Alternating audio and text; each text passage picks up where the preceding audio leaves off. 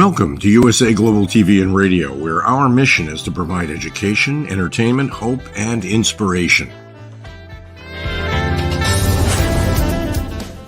USA Global TV and Radio connects you with experts and audiences all around the world every single day to help you succeed in business and to live a richer life. Visit us at usaglobaltv.com to learn about career and life-changing training and mentoring programs like the Listening Mentor. Subscribe to our newsletter to stay informed about our special programs and offers. Discover how you can become a guest on one of our shows or a host or producer of a USA Global TV and Radio show of your very own. That's USA Global TV and Radio, where the doctor is always in.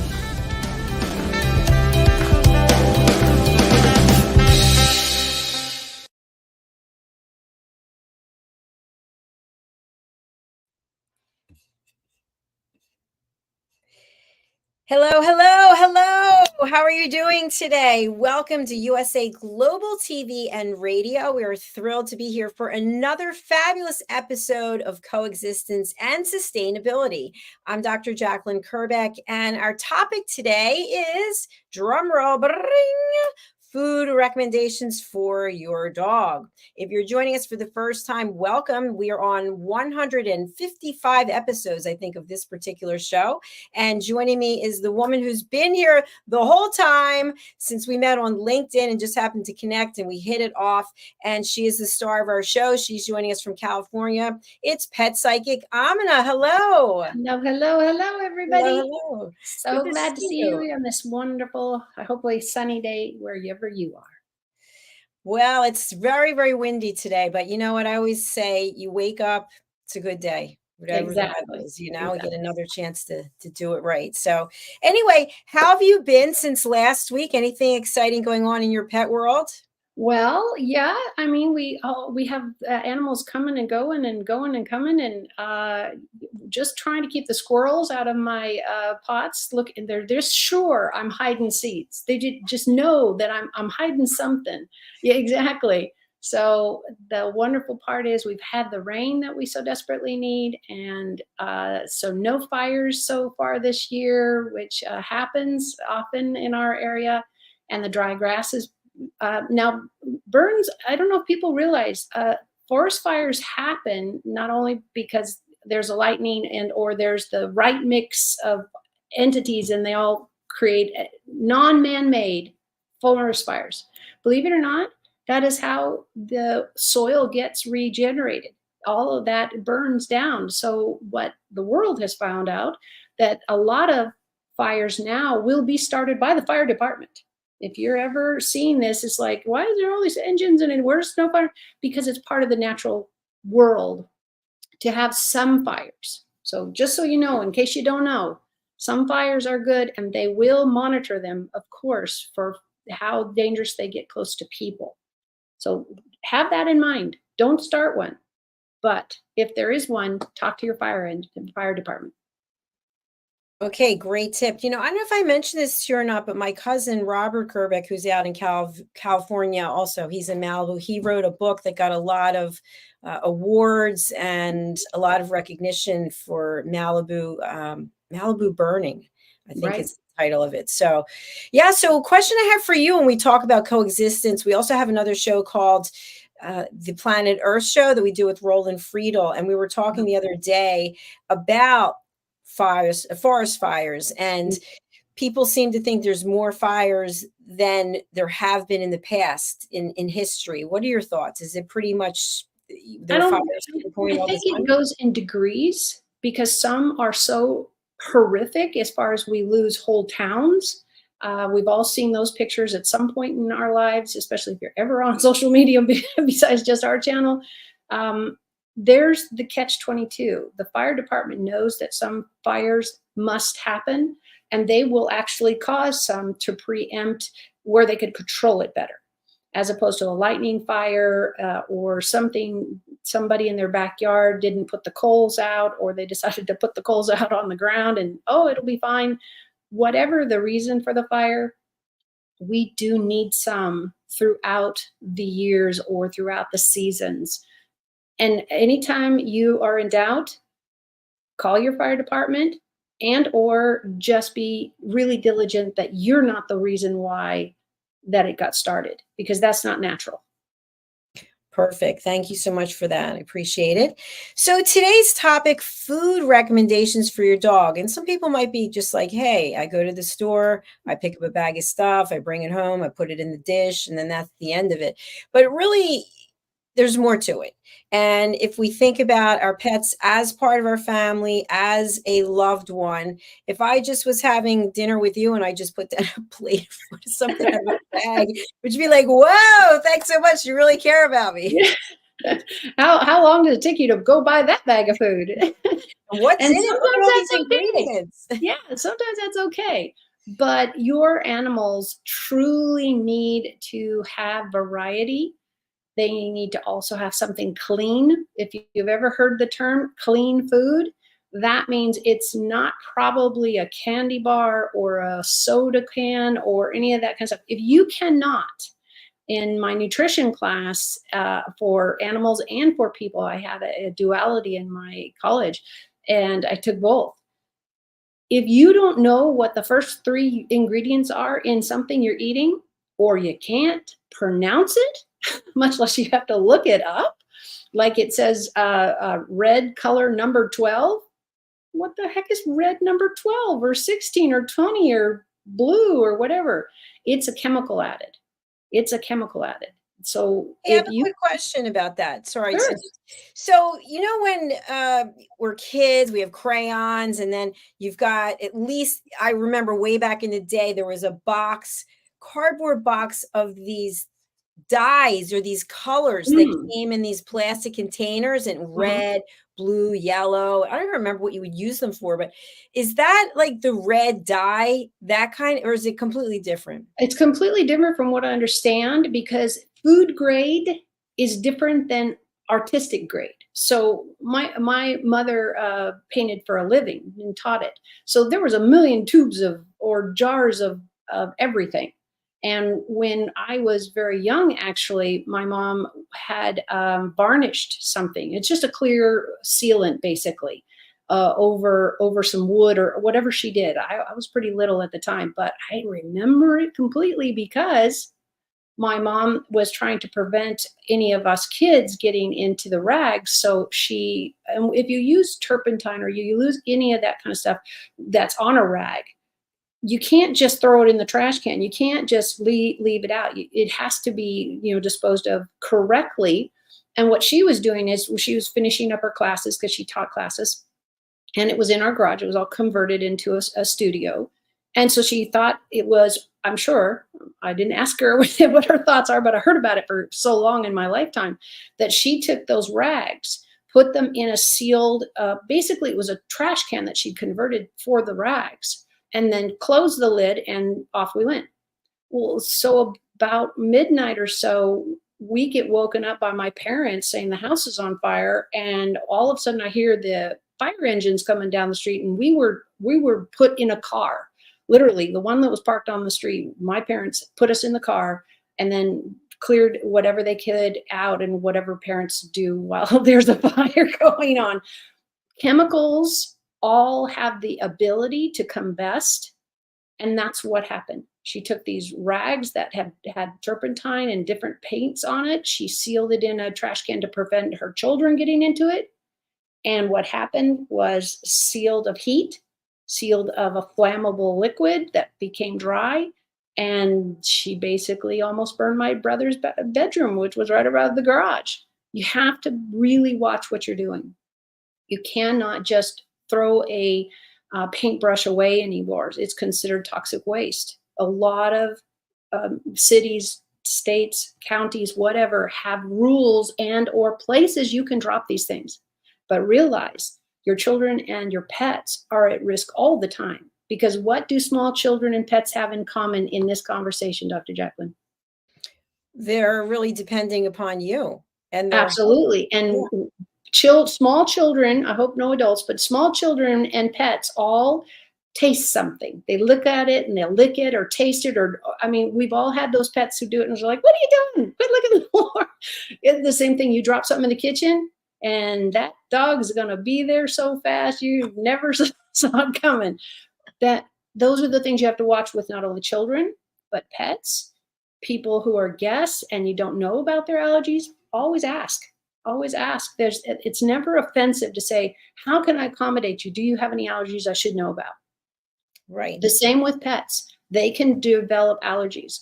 We have currently, my youngest daughter has a Bichon Frise. It's a fluffy, poodle-like dog. And he has paws that hurt almost all the time.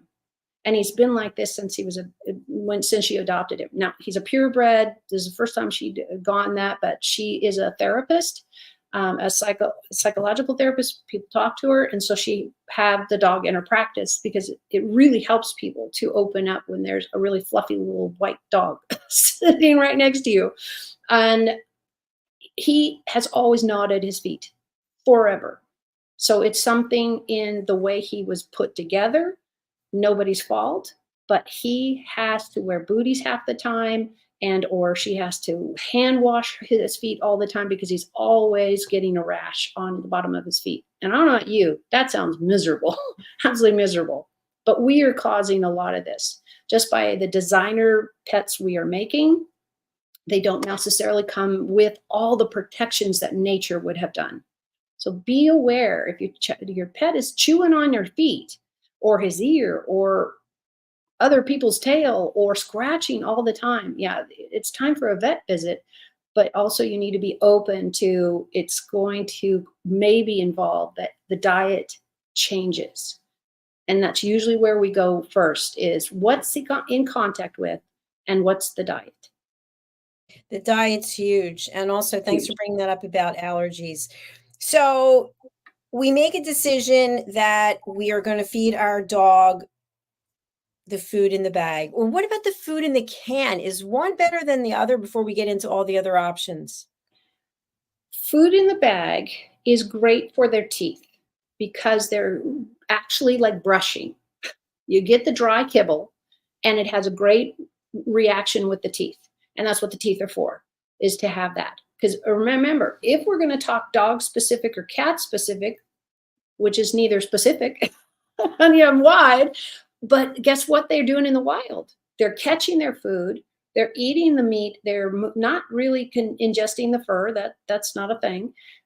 So what they get, though, is they will eat the bones. And what a lot of people don't realize, this is so vital because it's the marrow. The center of the bone is marrow, and it's highly nutritious. And you can get this now in the store. You don't have to go kill any animals or buy a chicken and let them kill it. Chicken bones, of course, are the worst for a pet because they shard and they break and they get stuck in all kinds of places. I've seen and heard so many bad stories about these animals that have gotten a bone stuck in their windpipe or their throat. And this is now a surgical issue because it could literally puncture through. And then you got a whole bigger problem. So please don't ever feed chicken bones to your pets, ever. But what you can do is you can boil them and get some of that nutrition, and you replace the water in your pet's dish with water that you boiled a whole chicken for the family. And then this is what they get. They'll love it. But remember, don't give them that if you put a ton of salt in there. That's bad for everybody, but humans won't eat it without it salted or some kind of herb or whatever. But it's really bad for pets. Sugar, salt, no. That's the best thing I want you to take away from this section of the conversation. Salt, sugar, not for pets, ever. There we go. Never, ever. Okay, so thanks for that. Let's move from the bagged food to the wet food to a combination of dry and wet, because we used to do that. I remember my mom did it too. You put the dry on the bottom, you put the wet on the top, and then it's sort of like a day at the, I don't know. The best restaurant in town. Yeah. Probably the only one they know. I would always say, talk to your vet. Find out what this breed, this dog, this cat, your lifestyle, what would be the most appropriate. Wet food tends to have a great deal of sodium in it. It's a preservative, it's a flavor thing, whatever. And the industry always, at least from my vantage point, always looks like they're trying to make it look great for the human to like it, because we're the ones buying it. And yet the pet doesn't care. So why add all that sodium? Because it tastes yummy? Maybe. But let's go with too much sodium is also bad for pets as much as it is for people. Sugar is too much for pets always, and people, not always. We can get a little bit of it in there. But remember, it's about balance. So something that has a decent amount of fibers so that we have good bowel movements. That's really essential to all people and animals, is that we have the digestion moving. So that means water always available so they can get as many drinks as they want. Animals are really great about measuring what they need. What they're not good at is, once you give them a treat that is like absolutely no value as far as nutrition, but they love it. There's everything from the death of chocolate and the sugars, and add the list. Too much pork, too much of this. All of those things need to be regulated with a balanced, healthy diet. Something that you can read on the label, and if you can't get past the first 3 ingredients and actually know what they are. So if they're color number 12, I don't know what color number 12 is. Do you? I don't. No. So if you don't understand those first 3 ingredients on the food you're feeding your pet, you need to change pet foods. Unless you want to look it up, and that's fine. Absolutely look it up. Maybe it's an herb, but it goes by a different title. There's mayonnaise, and there's what? There's something, mayonnaise comes in the kind that's sweet and the one that's savory, and they both say mayonnaise. But when I was a kid, man, you give me that Miracle, I think it was Miracle Whip type brand. I was like, ooh, I didn't want that. So it might be something as simple with your pets, that they don't like the flavor or the smell or whatever. If you have a picky pet, that happens. You need to find out why. It's possible that your pet will already just internally know this is not good for me. That's why I always say, trust your pet, and then take it to the vet and get it backed up with facts, blood test, all of this type of stuff.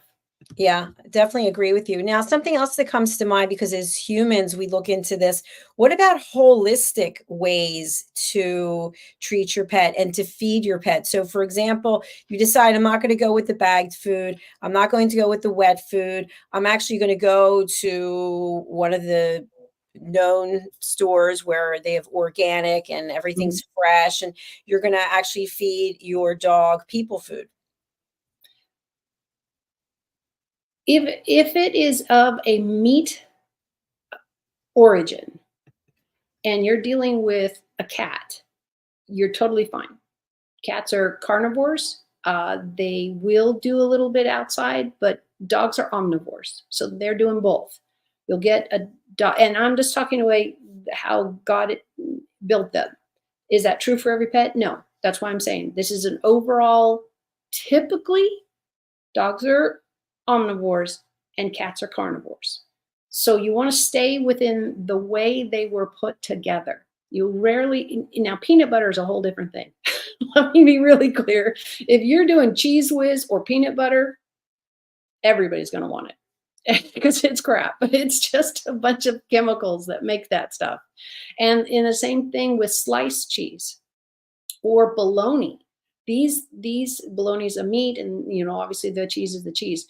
But in training, if you have a training regimen that you're just starting, or you're doing, or you need them to learn to sit or stay or walk beside you, this is sometimes where peanut butter and Cheese Whiz are great.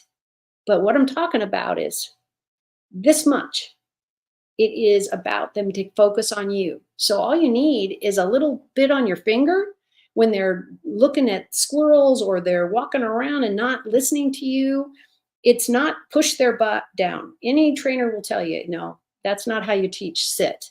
It's a whole different thing. You know, you go from the front and you push them back, not literally, but you're moving them back to where their butt has to go to the ground because you've crowded them in the space they are. And they go, oh, I'm going to get this.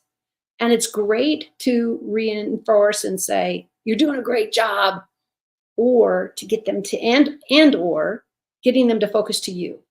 Because how do you do a command that will save their life if you get them to do a sit stay and you can walk away and then you release them and they come running to you and you get the big hug and maybe they get a little bit of cheese whiz on their off your finger. Again, it's about stimulating the mind about, I want you to focus on me. I want you to focus on my commands. And here's a beginning treat. When your pet understands, and you'll know when this happens, all of a sudden they'll sit down when you go, you think you should sit down? And you don't have to say anything. You just give the face. Pets and children get the face. And it's like, whatever you do.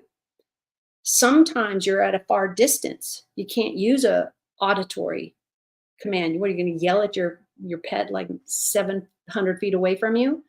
What some of us do is we buy a whistle. I personally know how to whistle with my fingers pretty loud, and I've used it on my kids when they were younger, and or something that works for you.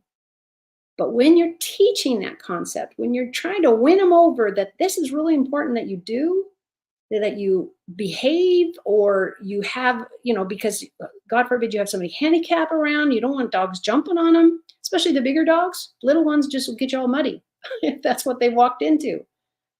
There's a time and place for each type of training. So is it to get them to sit? Well, sometimes you just take a smelly thing and you kind of push it back over their head and their butt goes down and you go, yay. But eventually you get rid of the scent. Eventually you get rid of the meat or the peanut butter or whatever.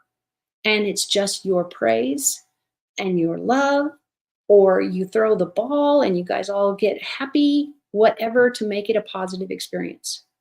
When you're learning a brand new or teaching a brand new behavior, like don't ever walk out past the street of the gutter, that saves lives. So you need that one to be really, really foolproof. And you might use these things while you're trying to teach it. Fantastic. Thank you. Another question I have for you is, I actually saw a promo for Shark Tank. And the promo was for this couple, and they were chefs, and they created these beautiful dessert looking things that were actually for your dog. Yeah. And they have all kinds of meat and food in them. So what are your thoughts about dessert per se for your dogs? Well, it would be the same as if you and I ate ice cream or steak, one or the other, and that was our main dish. And then you always followed it up with the ice cream or vice versa, because some people are like, no, I want more chips, or I want this. What I want people to really take into consideration is how healthy is the food you're giving, and how is your pet digesting it. If they're doing a lot of throwing up or a lot of diarrhea or constipation, any of that. So something in the path is not working, and making sure everybody, people and pets, are drinking plenty of water. Water, water, water, water, water. This is essential to our entire existence, is water, and why it's such a big deal when we pollute our own waterways. So you want to think about that with your pet. Is it the healthiest way to go? How long would you like your pet to be living with you? Hopefully the whole 10 or 15 years that their gestation or their life time should be. But we can always shorten our life and your pet's life by things that steal those days. And not to pick on something that feels like, everybody's on your back. Everybody has the right to run their life exactly the way they choose. But just know, cigarettes, smoke, fire, smoke, all of these types of things. And they can have the, I know there's cigarettes that have, I don't even remember their name off the top of my head right now, where they have residual things into the air. These can burn your pet's eyes. It can burn your or your pet's throat if they're too close. All of these things matter. Your environment matters. So why we always say, you know, open a window. If you are lucky enough not to have a forest fire going on outside or anything like that, I always recommend the wonderful thing about pets, not maybe your cat, but they can be taught, is you get out and go take them for a walk. I love that people who have dogs tend to get more exercise because their dog looks at them like, come on, let's go outside. We need to go outside. And it's not just a potty run. It's a time to just walk your dog and enjoy the outdoors. All of this matters on your health and well-being. Too much of anything is still too much.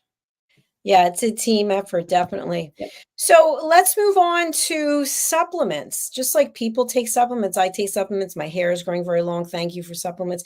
What are your thoughts about supplements for your pets? And probably it's the same premise. If you're feeding them well, they might not need supplements. I don't know. What do you think? Right. Well, I think you absolutely start at the vet, because they're going to have their recommendations. And if you don't agree with your vet, then get another one, or look at what they're recommending and Google search it, because there's just tons and tons of information, but maybe you don't have that beginning information. It's like, okay, do you or don't you? If you read an article online and you don't look at who authored it, you very well could be reading only pro issues on supplements, because you're reading it from the person who and the company that manufactured them. And that's great. I'm glad they're behind their product, but you need the pros and cons. So reviews, I can't stress this enough for everybody. I am a huge advocate, and I practice this advocacy on reviews. And most of the time when I get asked for reviews, and I've actually been asked by companies many, many times to do a video with them, or because I left a really good review, and I love details. Why did I like it? The best thing you can do for a company that really sticks by you or really supports your pet, especially if you have a pet with special dietary needs, like my grand puppy, who's a Bichon, and I said, rashes on his toes, rashes on his feet. He had to wear booties for a long time. And this is a purebred Bichon Frise, which my daughter got for her practice. She's a therapist. And this poor puppy had endless amount of rashes. Now he has fur, so we didn't get to see it unless you really, but he itched like crazy, and he had to wear booties instead of touch the ground. But she's gotten him little by little into a really great place now. Here we are 8-9 years later. This is the same for you, for people.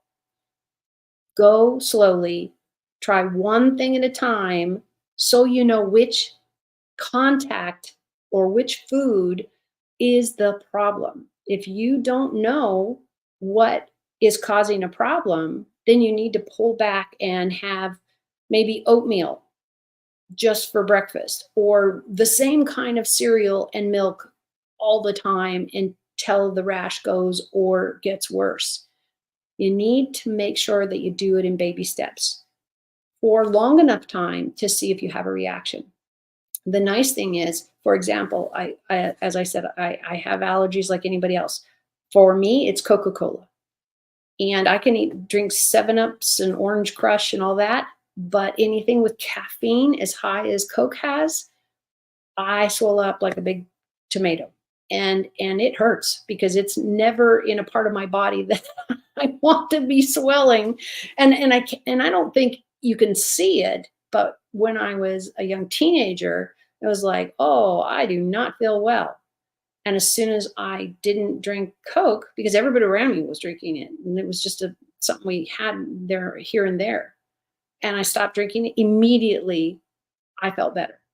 Was there swelling anybody could see? No. But it was swelling that I could feel, and my clothes felt tighter.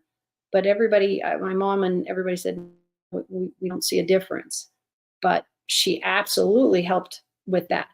To this day, I stay away from those things, but I could probably take a sip or two. Let's say somebody gave me one and I was dying to have something to drink, and just eating a dry food or something. I probably could get away with it because I've been away from caffeine so long. And Dr. JACALYN, you know the perk of my allergy? What is it? I can't have any kind of colas at all because I immediately have a reaction, even all these years later. And not that I've tried it in like 4 years, so we're going to go with that history. But there's something that has a lot of caffeine that also I love, and I have no reaction to. Any guess? Chocolate? Yeah. Yay, I love chocolate too. My favorite. See, one woman after another is like, yes, can't have any of that Coca-Cola stuff. That's fine. I love 7-Up. I love Sprite. I'm not much of a soda drinker, but if I did, I love the sharpness of the 7-Up. It's great to clear my palate and all that, because I might be eating chocolate by then. Yay. I haven't had caffeine in I think 7 years now, but I do like chocolate. So yeah. And that's why you have to figure out what's going on with your pet. We do it for ourselves. We do the investigating ourselves and say, okay, this didn't work and this did work, but what's the difference? So if I would say I can't drink any sodas, I was like, no, I only feel bad when I drink the one that it says Coca-Cola on it. And I don't mean the brand. I mean, there's a lot out there. If I have a root beer soda or I have a 7-Up or an Orange Crush or whatever else is out there that it doesn't have caffeine in it, I do just fine.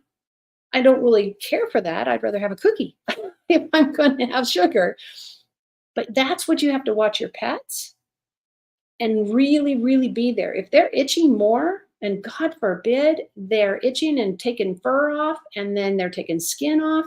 If you haven't caught it or they have a huge reaction to something, they literally could bald themselves. I have seen horses do this.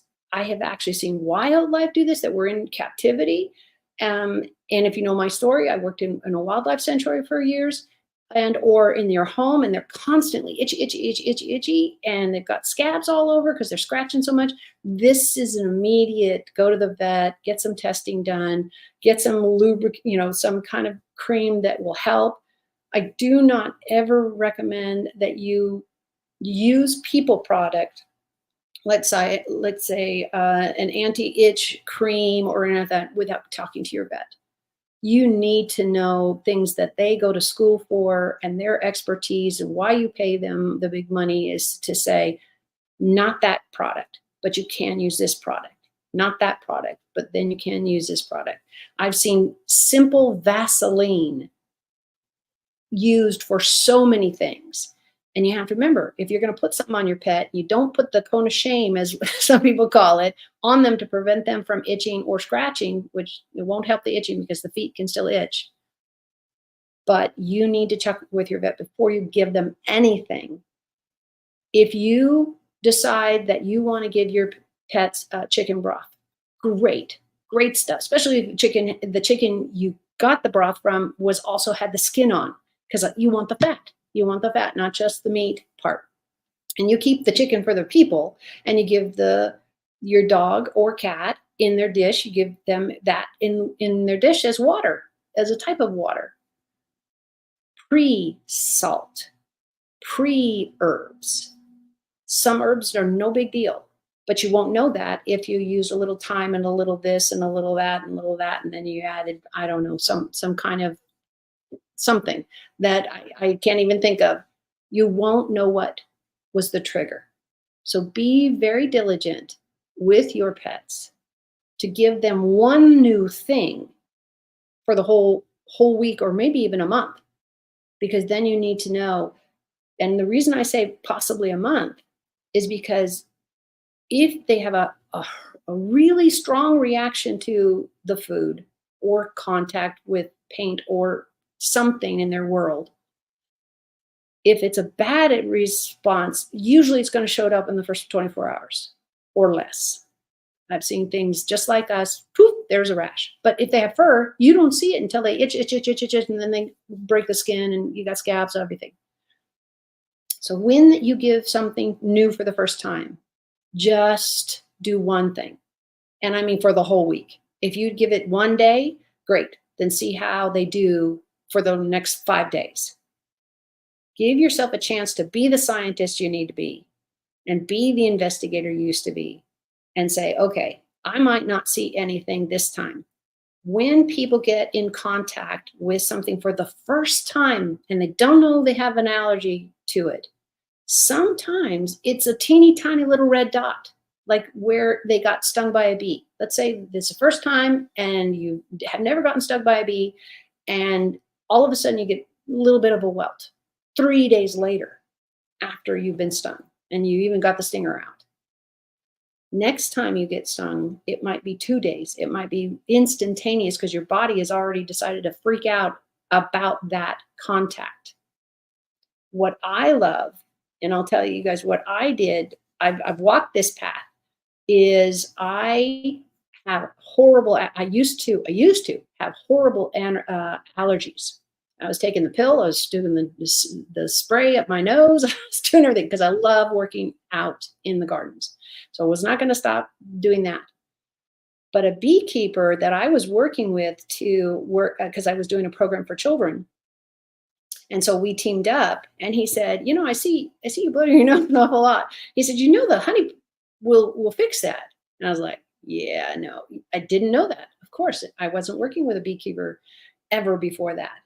So what I did, and what I'm recommending to you guys, again, local honey, even maybe for your pet, but be careful. There's a lot of sugars in honey, but you need local honey unspun.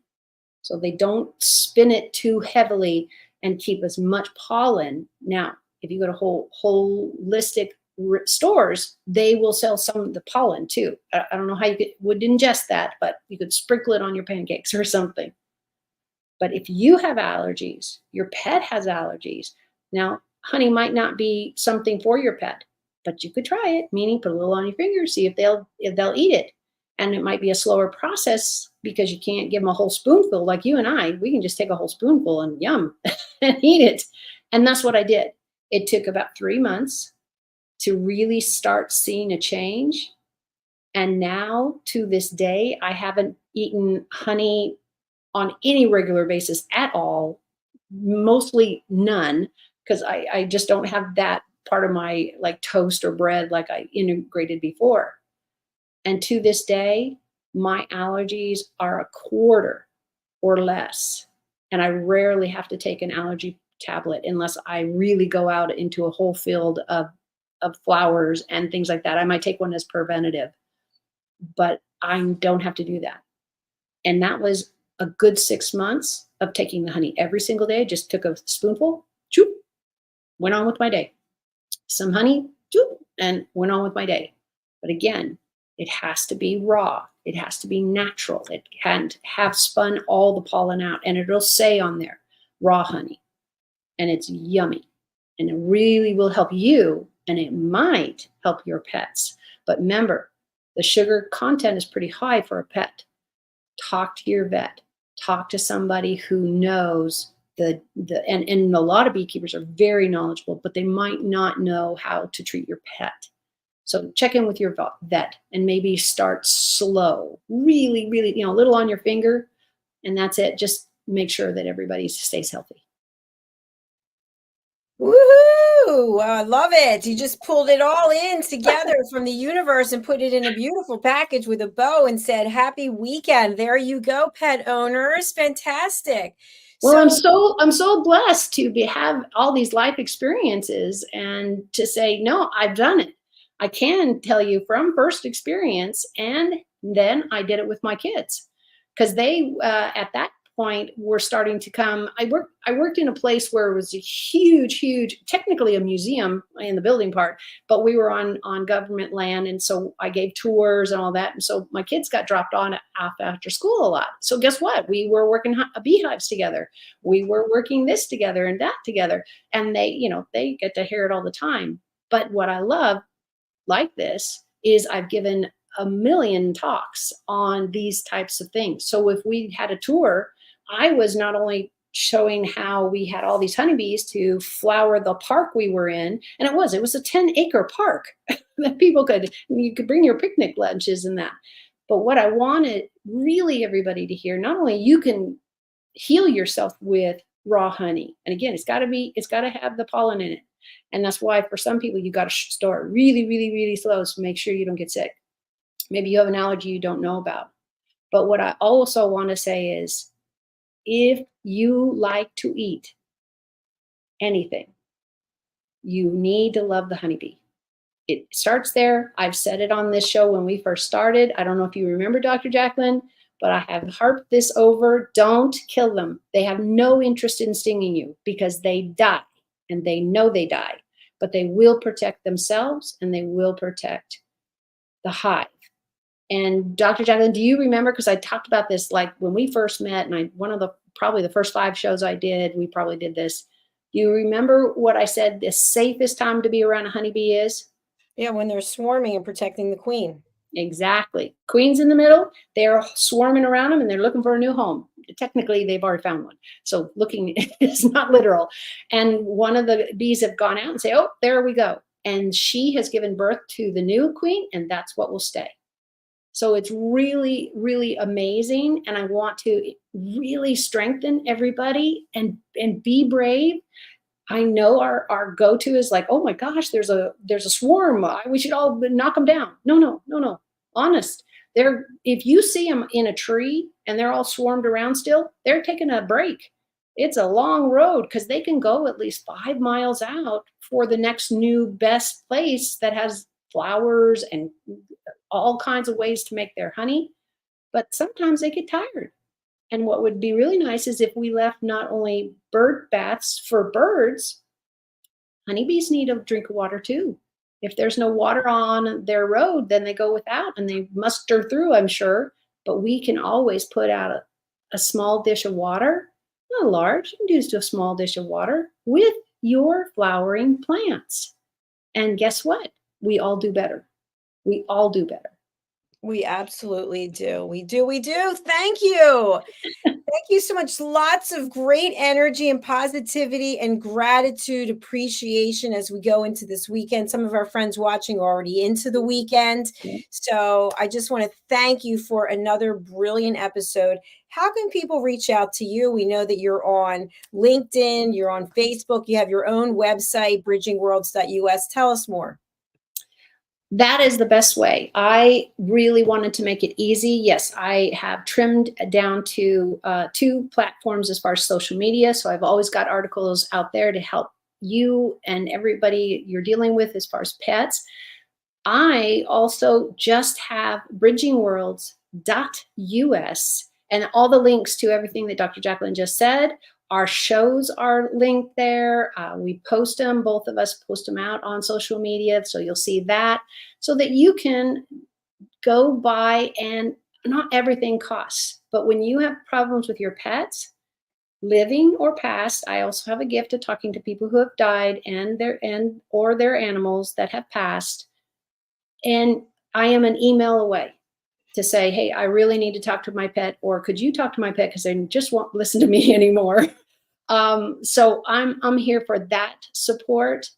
And what's really great with working with Dr. Jacalyn, this is the only live I do is right here on the platform. So you can come and look up any of us on Dr. Jacalyn's website, and you'll see all our history, like all the other wonderful shows that are with Dr. Jacalyn and our team. We just are so wonderfully putting out what is so needed sometimes to be heard. But website has all the links. Fantastic. And you see, I'm showing the website right now. So yeah, thank you. You're welcome. They can actually go right here and they can connect to your social media right here. So please go ahead and connect with AMINAH right there. And also just a quick announcement for anyone who didn't see it on my social media is that we are expanding to Roku and to Amazon Fire. So I've also had people working on Apple TV. I'm still negotiating. That's a little more involved, but we're expanding. So thanks for taking the journey with us. Yay. Oh, Sorry, I put the wrong thing down. I want to get rid of It's that. okay. That's what I want to get rid of is the That's okay. They'll think I'm a Houdini. And we want to say hello to our friends on Instagram who are also watching. Thank you so much over on Dr. Jacalyn and also USA Global TV and Radio. We're also on the audio platform, so check us out there. You can listen, you can watch, you can do it both. There you go. I said a mouthful. Absolutely, absolutely, and it's all on YouTube. It can. It's so easy. I know I give that because then we can really get everybody's in there. What do you feel like listening about? What do you feel like you didn't know you needed to know? And the whole list is there. I love that. It's really easy for me to cross publish. So thanks, even on the working side. You're welcome. It's USA Global TV and Radio on YouTube as well. So we're going to say goodbye for now, but we'll see you next week. We can't wait. Absolutely. We'll come up with some other secret. We will. Bye for now. Bye, Amina. Bye, everyone. Take care. Bye.